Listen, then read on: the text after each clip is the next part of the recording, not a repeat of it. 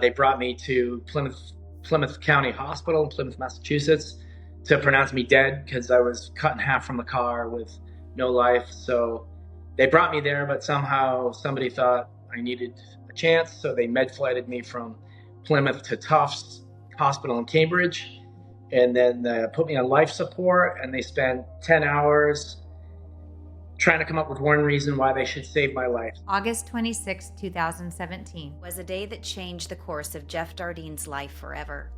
After being struck and run over by a car while riding his motorcycle, Jeff was given less than a 1% chance to live, and the doctor said that if he did live, he would never walk again.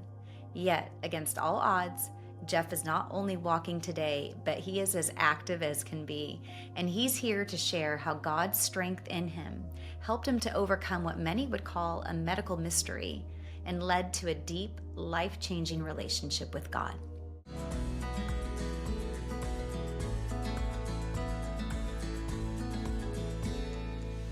So, Jeff, welcome to the show. What I would love for you to start off with is just, what was the date? August 26th, 2017 was, I know, a pivotal date for you.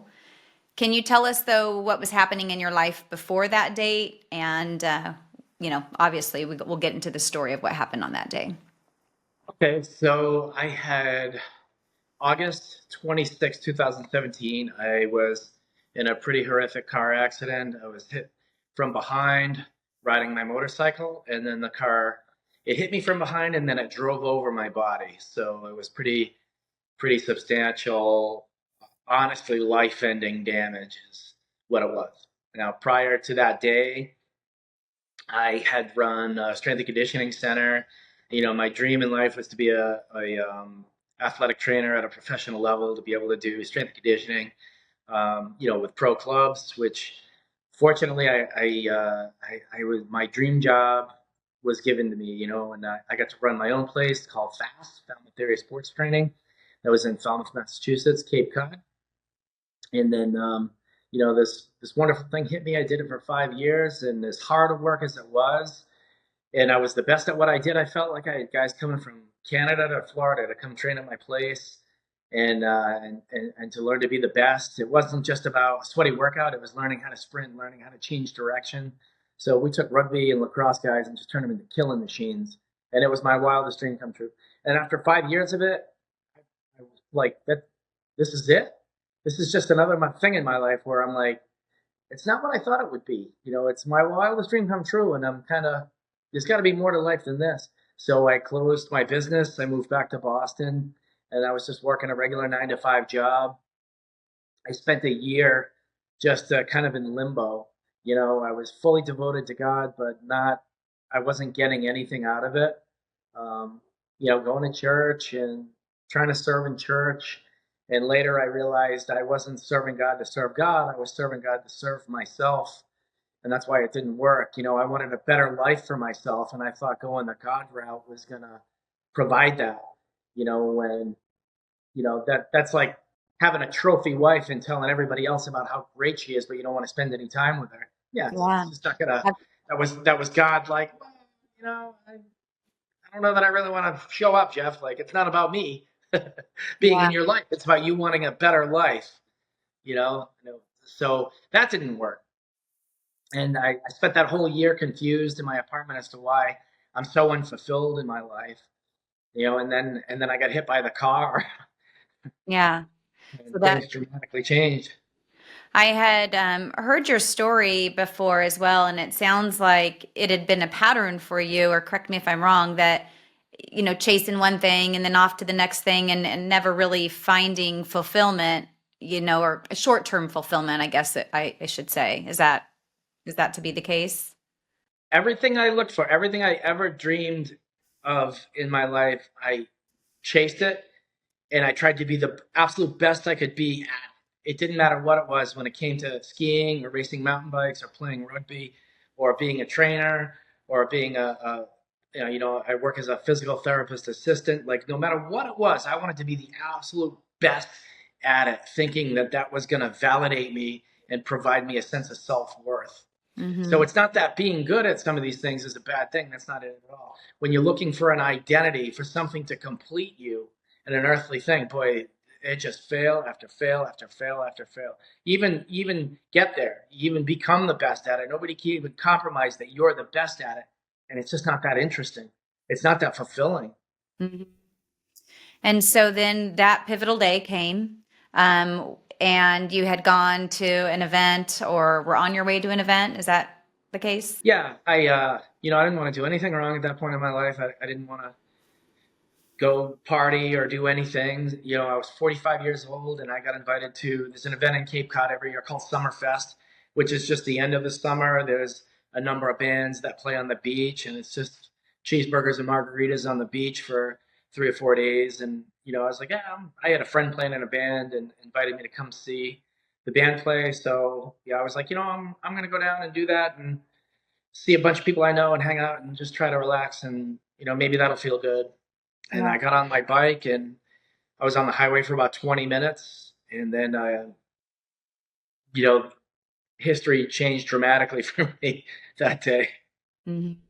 So this car, you said it hit you and then it ran back over you. I was, as memory serves, and that's kind of limited because I couldn't get much information from the police afterwards. They were pretty, I just didn't get much info. Anyways, I was on the highway. I got hit from behind, which I remember. I remember the initial impact. And then, so my motorcycle bounced off the bumper of the car, and then the car couldn't stop, so that ended up driving over me while as I was sliding on my side. As the bike fell over and I was sliding down the highway, the car ran over me because it couldn't. It was now skidding and out of control after it hit me, so it just kind of swallowed me up. And I remember being under the car. I remember the screeching tires of the car spinning sideways as I was under it, and I remember my arms out in front of me, and all the skin and blood from my forearms was hitting my glasses. So you were coherent? I just remember bits and Mm. pieces, um, which really took about a year to come back. When I first came out of the coma, I didn't know where I was for about a month. Yeah. I just complete amnesia on everything. Jeff, tell us about the extent of your injuries because I mean your story is powerful and the extent of the injuries adds to that as well. So after the car hit me, um, I was riding my motorcycle and the car hit my sacrum. So you have two hips and then a sacrum in the middle. My hips were both blasted forward, and my sacrum was pushed through my body and dented the gas tank of the motorcycle.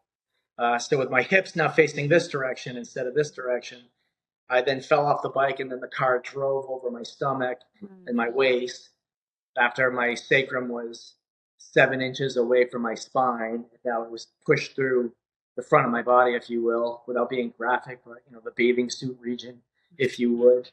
Uh, I ended up with 19 fractures. My left hip was broken in three. My sacrum was broken in two and dislocated. Um, my other hip was broken in four. My left femur in five places, and my right tibia in two places. My neck was broken, and half my ribs were crushed. Both my lungs were collapsed. And then I had burns. My legs were, 2/3 of my legs were burned. Kind of like, when you leave a hot dog on the grill, half of it's on the flame and the other half is still raw. So my legs were about twice the size they normally would be because of the burns. Uh, yep. And then all kinds of damage just from rolling around under the car at 80 miles an hour. I can only imagine. And I mean, crazy that you're even here to tell us this story. So then you're in a coma, you said, for a month. And then what happens when you finally come to and you realize what all transpired? Well, the crash happened, and again, it took me forever to get pieces put together from the police, whatever. They brought me from the highway. They brought me to Plymouth County Hospital in Plymouth, Massachusetts, to pronounce me dead because I was cut in half from the car with no life. So they brought me there, but somehow somebody thought I needed a chance, so they med flighted me from Plymouth to Tufts Hospital in Cambridge. and then put me on life support, and they spent 10 hours trying to come up with one reason why they should save my life. So it was life support with trach tube and everything electrical, keeping my heart going, because they said I was completely shut down, and brain was the only thing alive, functioning, but my body was not. And they came out after 10 hours to tell my family, my parents were there, that they were going to let me pass. That was in my best interest to just let me die. They said there's no fixing this amount of trauma. Mm. You know, they were like, the man was cut in half by a car, and there's so many fractures and so much internal damage that he's just not gonna. There's no way to fix this. So my family convinced him to try. My dad and I, we don't talk, but it was probably the one good thing he's ever had to say about me. He goes, "You don't know my son. He rides everything right into the dirt. He holds on to it. There's nothing left," which I thought was pretty amusing. And my mom was the one, she said, the man's alive on the table and you're not going to try, So they went back in for 4 more hours, and their one reason to try to save my life was because my mom asked them to try. Yeah. And then I spent a week in a coma, in a medicinal coma. I underwent 26 procedures, some surgical, most of them surgical, and it was CAT scan, MRI. They said hundreds of blood transfusions. It was just round-the-clock blood transfusions to keep me alive. And after a week of that, it took 3 days to get me out of the coma. One thing I never knew about medicinal comas, if they put you in a coma during trauma, then it's traumatic to come out of the coma.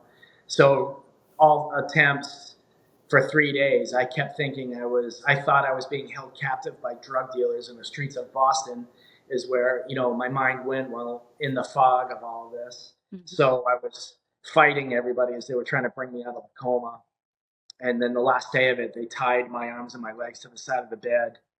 And that chokes me up a little. So it's then I thought somebody was holding a gun to my head and they were going to shoot me in the head with a gun. Yeah. And I gave up, and I thought, well, this is where I die. And that's how I got out of the coma. And then there I am that first day out of the coma, and they told me, you're probably not going to make it through. We give you less than a 1% chance of living through this. And if you live, you're never going to walk again, because your spine, the technical term was severed. The spinal cord was still attached, but my sacrum was 7 inches away from where it was supposed to be. So they told me that, and they said, we put it back and we bolted it all together, but there's just nothing that says it's ever going to work properly. What do you do with that? Do you get told that information, and what's going through your mind? Yeah, especially where they tell you that it's probable you won't survive this. Yeah. And then that kind of came to fruition after 5 months of laying in bed. They amputated the skin on my right leg because the burn didn't heal, and you're just laying there in bed. I had no nerve conduction in my legs, but every day after lunch, my legs would just act on their own and fly up out of the bed, kind of like a satanic movie, like some kind of horror movie of being possessed is what it reminded me of, because my legs would just act on their own. And that was the spinal cord trying to regenerate neural impulse to my legs. But it felt like 20,000 volts going through my legs. And I honestly begged them for a DNR and take me off all the machines, because I'm like, I can't handle this. This is just more pain than I can process. I called it hot broken glass from my mid back down through my legs. I couldn't move them, I couldn't feel my legs, but it just felt like hot broken glass inside of me. To even think back, it was so harrowing. Think back. What did keep you going? Obviously you're here, and so what was going through your mind, and did you ever have a point where it shifted and you said, I am gonna get stronger? No, I was so weak, emotionally, mentally, spiritually. I was so out of gas after a lifetime of everything being a failure, after not finding what I wanted in a human relationship, not finding a wife. I had 2 ex-wives. I never connected a day with either one of them. I didn't know how a relationship properly worked. I never found anything, satisfying on this earth whatsoever to be here for.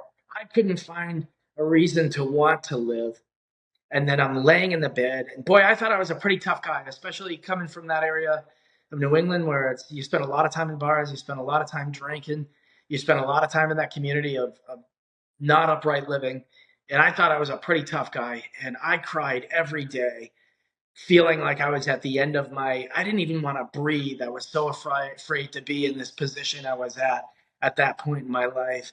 And one day I started praying to God, and I'm like, what kind of God are you? I have to live through this. I had to live that kind of life. And now I'm here paralyzed and probably won't live. I said, what kind of God are you? I couldn't have just died and come home. Yeah. And God said to my heart, He said to my heart, He said, I'm giving you what you need. And I'm like, what the heck does that mean? I need my legs. I need a life. I need a job, and then, and I got through it. I cried every day for months. After that, I'm reading my Bible every day. I'm praying every day. I got people coming in to visit and help me through it. And daily, I'm complaining to God instead of just complaining on my own. And then ultimately I got through it. I got out of the hospital, and after I had one near death while I was still in the hospital, I woke up and I couldn't move my body. And they told me my blood platelet production had shut down, which means my body's going to shut down. And they told me I wouldn't see the end of the day. So they were like, you need to start to plan for that. You'll probably only be alive for another few hours. Wow. And I got through that. And then I got discharged from the hospital. And months later, I took a chance at trying to stand up. I mean, I'm a physical therapist assistant. We teach people how to stand all the time. So I started to stand, and then, a month after that, I started to walk, and then I lied on my FMLA form and said, I'm fine. I want to go back to work. And then after a year of all these unreasonable things, I looked back and I realized that 1 year to the date of the accident, I had been complaining to God, telling him about my everyday, including him as a person in my life, as opposed to just giving like the perfect prayer or the red prayer in the Bible, where you're reading something or pretending you're spiritual, and none of those things did anything. It was my actual being a man and being failed and looking to be led. I looked back and I realized I had a relationship with the creator of the universe. It blew me away. Yeah. It absolutely just blew me away. And that day I made a vow. I said, this is the freest I've ever been in my life. Like, Mhm. I walk like a penguin. I'm in so much pain I can barely get through each day. I don't know what I'm going to do the rest of my life, hobbling around like a gremlin. Like, this is terrible, but I feel free. And then I made a vow that day to God. I said, every breath I breathe the rest of my life is going to be helping other people find this freedom, find the way I feel, you know? And so that's what I've devoted my life to, is helping people find their freedom. Yeah. So what I hear you saying is that you were developing this relationship over the course of that year and didn't even realize until that time frame that that's what you were doing was leaning on him and cultivating that relationship. He said, I'm giving you what you need. It had nothing to do with the return use of my legs or even living. Hmm. I'm giving you what you need was about a relationship with him, a living, breathing relationship where I was not Christian in any sense of the word. I'm swearing at him, and I'm not advocating for this, but I mean, I'm just where I was at in my life at that time, finally leaning on him instead of being mad at him, you know, and not understanding. I did not have faith. I did not have the perseverance to want more. I felt like I was being carried. It had nothing to do with me wanting more, because I got to tell you, I was so afraid to try and move. I was so afraid of each day, and one thing God really hates is fear. Yeah. I knew then it wasn't me powering me. I remember feeling an energy that was not my own to get up every day and to try. And I absolutely guarantee it just had nothing to do with me. So when did you start to be able, because obviously, you're at work now, and when did you start to be able to regain full use of your legs and be more mobile? It was I had that bad experience in the hospital where I woke up, and then after 5 months being in the hospital, I was able to, move myself around like this. I'm Mhm. still not allowed to sit up or even be in a wheelchair, but I could get myself into one because a couple of times they had me go in a wheelchair to appointments within the hospital. Um, but then you had to go right back to non-weight bearing laying down. Um, so I was able to do that. And then I woke up one day and I couldn't move anything from my neck down. I couldn't even turn my head. And I was like, Dad, you gotta sit me up. I can't move. I thought I slept on my arms funny. Mhm. And he sat me up. And then I just kind of piled to the side. I'm like, Dad, you gotta call the doc. Like something's wrong. I can't move. And that was the day they told me, my blood platelet regeneration had shut down. I'll never forget the ER nurse there. She comes in the room and she wouldn't look at me, and she's like, okay, a normal blood platelet count is 150,000. Clinically dead is about 50,000. End stage cancer patients are about 30,000. I said, what am I? What's my blood platelet count? And she said, 13. I said, 13,000? And she said, no, the number 13. Oh, wow. So she said, I don't know what to tell you, but you're not going to see the end of this day. You need to make some plans. Talk about defying the odds, you know? And then I laid there and I was sort of at peace. I didn't mind dying. Like they just told me I wasn't going to live more than a few more hours.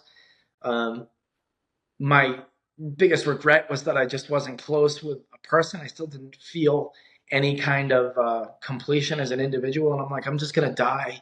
This failed individual, just like a complete failure of a man is how I feel. And now I die. And then the next day I woke up and then the next day I woke up and then the next day I woke up. And after a week, they discharged me from that. And I got discharged from the hospital. And then it was about a month after that, I tried to stand in my parents' house. I had to live with my parents because I couldn't take care of myself. And then a few weeks after that, I started to hobble, like with my elbows on the counter, the kitchen counter. I was moving laterally. And then a week after that, I started taking a few steps forward, supporting myself in between the counter and like the table. And So, as the weeks went by, I just kept getting more and more function. And then I went back to the doc, and he's like, Jeff, this is an absolute medical anomaly. You shouldn't be able to walk. He's like, I seal the fate in you walking with the rods that I put in your spine. He's like, to put your sacrum back where it belonged, I put 2 foot long bolts going through your hips and through your sacrum. I compressed your spinal cord to make the bolts fit through the foramina of your vertebral segment in your sacrum. And he's like, you can't do that without completely sealing the fate of any neural conductivity happening below where the rods are. So he's like, the reason you're standing and walking is absolutely impossible. And I disregarded that. I'm like, whatever, man. And I moved to Colorado. Me and my dog, still with a catheter bag and hanging in my truck. And I drove to Colorado and just started toughing a life out. And then it was that April, so just 4 months after I got out of the hospital, or somewhere in that amount of time, I went skiing. Which I used to be a ski instructor in my 20s, so I can ski pretty well. mhm. And I couldn't do it well that day that I went, but I was like, I'm getting my life back. And I went skiing and I sent Tufts Hospital pictures of me at the ski area, and there I am in the snow and having fun. And yeah, and it hurt, boy, it hurt. It took me 2 hours to get ski boots on because I couldn't reach my legs, and I did it. And then it was a few days later, Tufts called me and they wanted me to move back to Boston. They were like, we're going to pick up the tab on moving you home, and we're going to pay for an apartment, and we can't give you an income, but we're going to give you a couple of $100 a week to live on, because we need to understand why you're able to stand and move. You shouldn't be able to walk. You shouldn't be able to go skiing. And you clearly, I don't know how you lived through it, but you did. And we need to medically understand why, because it's impossible. And I knew in my heart, there's there's the miracle in God, Mhm. which I had no understanding even at that point. It's just like blinders still what's going on in my life and what God's trying to create. And I'm like, well, I'm doing it, man. I don't know. And the funny thing about wisdom, when you pray for wisdom, it's not about waking up the next day and knowing more. It's about the paradigm of your eyes and your processing shifting over time. And that's where wisdom comes in. What do you And, mean by that? you pray for wisdom, or we pray for things. We pray God change something in our life. And it's not the thing in our life that's going to change. It's going to be our paradigm. Our view of the thing in our life is going to change. Mm-hmm. Like trying to understand my dad. And God, I just pray his alcoholism changes. I just pray that changes. Well, he didn't change. What happened is, in my mind, I came to realize some of the things he went through as a boy, to lie on his form to join the military at 16, to then go and see the things he did, and to never come back as an individual, to be trapped there in Vietnam, Mm-hmm. and come back with some really unhealthy issues. There's God changing wisdom in your life. Yeah, It's about you changing. You know what I mean? When you absolutely. pray for wisdom and your money, God, help me change my money. You're not going to make more money. He's going to show you how you can sharpen the pencil and do better with what you have, and be thankful and find something to give. Mm. There's wisdom coming in. Then he can trust you with more. I love what you're saying. I was going to ask you, but I think you just explained it, how your view of life, but, prior to the accident to now has changed. But it sounds like you kind of just answered that question. Oh, You're, so many things changed. And I know I've barely even began to scratch the surface, because it's not like this thing happened and my life was wonderful. It was absolutely terrible for the next several years that would come, and barely being able to move, walking like a penguin with broken legs, just like being embarrassed about how you move, not being able to do the things you want, but understanding there's something bigger than you going on in your life. Understanding that the creator of the universe used an experience to draw nearer to me, to show me what he could do, to show me the impact I could have on somebody else's life based on what happened to me and what he was willing to do for me. So many things changed, and one of the biggest ones was realizing this cliche we use: life is a gift. Oh boy, that's just glorious, right? Life is a gift. Sure. And sometimes we get these gifts. You get the Father's Day gift, you get the birthday present. I got red shoes. All right, that's not really what I was hoping I was gonna get. I got a pair of red shoes. Well, I'll wear them a time or two, and I'm gonna put them in the closet. And then you forget about the gift, don't you? It could even be a great gift. Boy, I got this thing. Somebody gave me this gift, this present. Wow, boy, that's great. This is the greatest thing I've ever been given. And next year, you put that thing in the closet and you never look at it again. So gifts come and go. Life is a gift. It's going to end. It's not going to be novel. What did you learn about it? Who gave you the gift? That's the important thing. Boy, the thing's not so good, but the somebody gave it to me.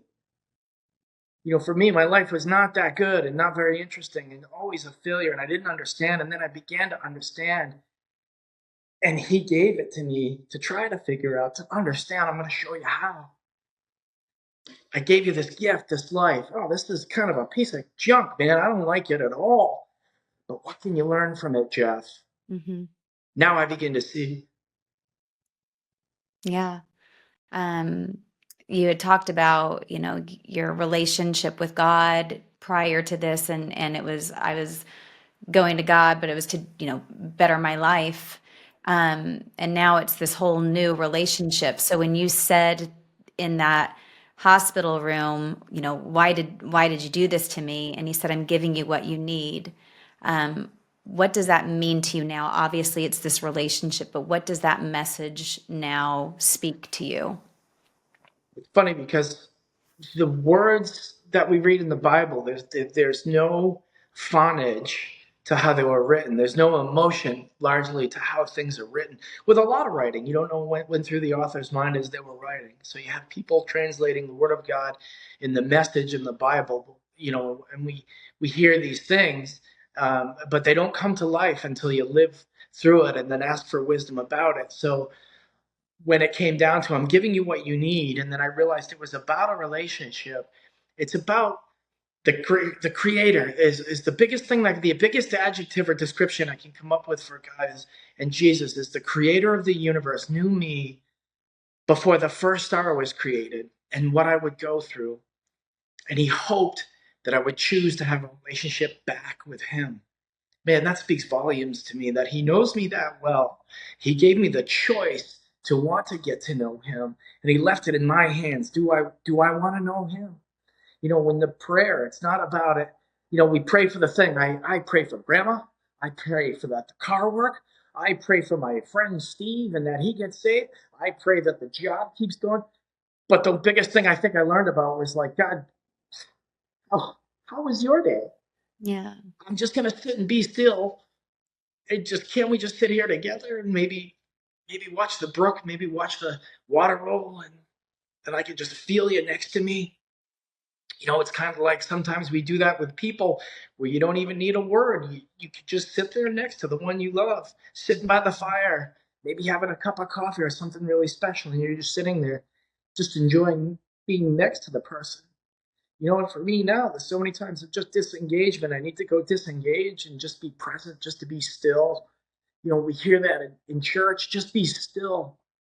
But what's never communicated is just talk to him. Just talk to him. Try, and we're supposed to ask for what we need and want, but like just talk to him. Yeah. Just say, God, like be next to me and hold me. How somebody's listening, maybe they're going through things in their life and you kind of just touched on it, what things or daily practices or practices in general that you do that help make you get closer to God. What if somebody is listening? What advice would you give to them? Obviously, the stillness and inviting them in their presence. But for somebody who hasn't gone through something, sometimes that's awkward and hard to do. Do you have any tips on that? And what you would tell somebody that's struggling with being still and having that quiet relationship? Yeah, you know, it's not about the words you say. It's not about the intensity of what you do. It's the consistency. Hmm. It's not your ability, it's your availability. Are you available? Are you willing to let him move in your life? And that's what's called faith, because we'll never understand why we went through all the terribleness. Some people will never understand why they lost a wife or the loved one, or why they lost over and over, or why things went tragically wrong when, I've met people that have made all the right choices and done everything well, and then tragedy struck. We'll never understand these things. The one thing I know to understand is to be still, and faith is going to take over. Faith isn't something you can show up for or show up with. Faith is something you're going to be given if you're present. So when you're lost in the fog, just be still and ask him to show up and show you how. Hmm. Faith the size of a mustard seed, as we see in the Bible, can move mountains. It's not about the movement. It's not about the mountains jumping off the cliff. You missed it if that's what you think. Faith the size of a mustard seed means I'm going to give you this much, and I know you're going to move this much. I gave him nothing to work with for faith, and he showed me 10,000 miles. What you're saying are things that I do, but one thing that helps me, and just in case anyone's listening, is I picture Jesus right there with me. If I'm on a walk or sitting on the couch or saying a prayer, I picture the presence. And maybe I don't have a complete visual of every detail, but there's a sense of that spirit there with me, and it helps to I don't know what the right word is here, but it helps that connection. I don't know if you do that as well. Absolutely. God is the only God that's ever existed that makes his claim that he's going to descend from his heaven and exist inside of each man or each woman or each person. The only God in all of creation that ever says, no, I'm going to descend from that and exist in you and make my home there. He's the only God that claims he's omnipotent, omnipresent, omnipotent. And we see that in the 23rd Psalm when David wrote, you'll prepare a table before me in the presence of my enemy. My head is anointed with oil. You are behind me. My feet will rest in the house of the Lord forever. That means God is My cup runneth over. He's inside of me. He's before me. He's above me. He's behind me. And my feet rest on him. He's going to circumnavigate me if I choose to acknowledge him in my life. Yeah. He's always going to be there if I choose it or not. But if I choose to experience it and want to be part of his life, I'm going to get the full throttle on that. I'm going to get every ounce of his being in my life and know that he's there. Such an incredible story. I have two practical questions for you. You know, when you put those ski boots on, what is going through your mind? Like what gave you the strength and the courage to say, I'm going to do this? Because that's gutsy and courageous, especially at that stage. I honestly, it was not me. I Mm. guarantee it was not me. I honestly will tell you, I really remember a force in me for boldly for the first year, pushing me to do things. Yeah. You know, I even went back to playing rugby in that first year, and my friends are like, Jeff, one hit and you're never gonna walk again. Like, yeah, aren't you just thankful and you want to, maybe take up golf or something else, Yeah. And I don't know what it was. I feel it was the Holy Spirit just empowering me to say, I'm going to show the world what I can do through you, Jeff, if you let me. You know, this is coming to me, and I don't know why I feel compelled to share this, but so many people, we believe in Jesus, and it's an easy thing for us to believe. But if we really believe in Jesus, then his story and his miracles and the things he was able to do, and he says, greater works will we do than he did. And, it's not, we don't see that always in the masses, but there is clearly through your story, this power, this strength that and even this miraculous healing that came over you, that to me you were doing the works, and I believe we're coming into a time where I think we're going to see more and more of that. Did you ever go back to the hospital and do what they asked, and did they ever figure out their medical mystery? I didn't want anything to do with it. I just wanted to get on with my life. And, you So you know, said no to that. I remember just being in so much pain. It hurt to sit, it hurt to stand, it hurt to walk, it hurt to move, it hurt to drive the car. I remember leaning on the grocery cart for the first 2 years because I still couldn't walk very well, and just trying to tough it out. Mm. All I can tell you is it just was not my energy driving me to get through. I absolutely know it was not. Um, I So don't then even know how you to didn't finish. go you didn't go back to the hot because they said they wanted to, explore, do tests on you and see how you never wound up doing that, is what you're saying. No, I never did that. I got so enveloped in being in Colorado, and I learned to rock climb and ice climb and backcountry ski, and I got to go heli skiing a few times, and nope, I just moved forward. So this is what year even? 2025, but it's, less than that. So it's been what, 7 years, a little over 7 years now? Yeah, And are you, because I saw you earlier walking pretty well and doing all of these activities, do you still have any physical um, impairments, I would say? I can't feel my right leg down to my knee, and I can't feel my left foot. So my left foot feels like a wet sponge, and my right leg, I don't know, I guess sort of feels the same. It just is a peculiar sensation. So if you follow me around long enough, you can watch me trip about every 15 feet because, because I can't feel my foot. Yeah. Well, Um, still.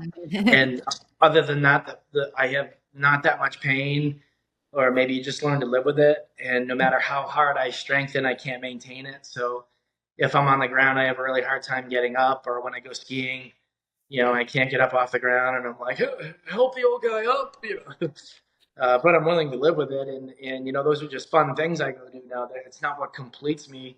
What completes me is helping others find what I found in God, and realizing that 100% of this world is going to let you down when you put your energy into trying to be pacified by this world. It's not gonna even come close to making you feel as free and fulfilled as loving God feels. Yeah, so speak to that. So I know you wrote your book Freedom, you have some courses. Where can people follow you and learn more about what you're doing? You can view my author page and my website, which is jeffdardenne.com. And there's also, I host a course that's called Freedom Defined. which is, I wrote my book Freedom, which is all the stories that we're talking about now and everything I went through and why Jesus means so much to me and the freedom I found in that. And then I had a pastor say once, this is a great book, Jeff, but what you need is another book that shows people how to get what you have. Mm-hmm. So I developed a course called Freedom Defined, and that's exactly what that is. And the first step is submission, surrendering to God and saying, I'm done trying. Show me how. And then the second step, as I learned, was forgiveness, because it says in the Bible, if you hold hate for your brother, then you do not love me, and you'll never feel his love if you're holding any kind of hate. And I learned both lessons the hard way. I learned surrender because they told me I'd never walk again. I learned forgiveness after, realizing I'm tired of hating the people around me. I've got to let that go. And the weight lifted off from not hating anymore. It was all of a sudden like wildflowers growing out of my body. I just felt growth on those two major things. And it was like, okay, I got to help people understand, like these major 7 items I have in the course. This is it. This is how to interact with God. These are the things that are all in the Bible, but it's never numbered. 1, you got to do this. 2, if you want to go for a walk, you got to put shoes on and learn how to tie them up. You know what I mean? It's just that simple, and it's listed right there, but nobody teaches us how to do that. Wow. Yeah, absolutely. Well, you are certainly a walking testament of the Jeremiah 29:11 in terms of he knows what he has in store for you. And I can see that you're going to do great things and inspire so many. I'll be sure to put links below so that if anybody wants to follow you, learn about your course, take your course, or even get a copy of any of your books, that they'll have the ability to do so. That's great. Yeah, the course is online, and it's also I speak at a lot of churches, and then we do the course that same weekend. If you're a pastor and you want to invite me out to your church, I'd love to come and share what I have. Or people can register for the course online. Just go to my author page, jeffdardenne.com, and we'll get more information out for you. That's wonderful. One piece of advice that you want to leave everybody with? Don't ever think you're ever going to understand all of it. I would tell you to just realize it's walking in the fog, and walking in the fog can be a lot of fun when you're finally open to walking in the fog. I like that. Good piece of advice. Not one that we hear all the time. Anyway, well, thank you so much for your time today, Jeff, and I'm excited to see what comes in your future, and I'll sure be following. Awesome. Thanks so much for having me. Absolutely. If you like inspirational and faith-building content like today's episode, please remember to subscribe, like, share, and follow. Your support helps encourage me to keep creating content to encourage others. Thanks, everyone, and have a great day.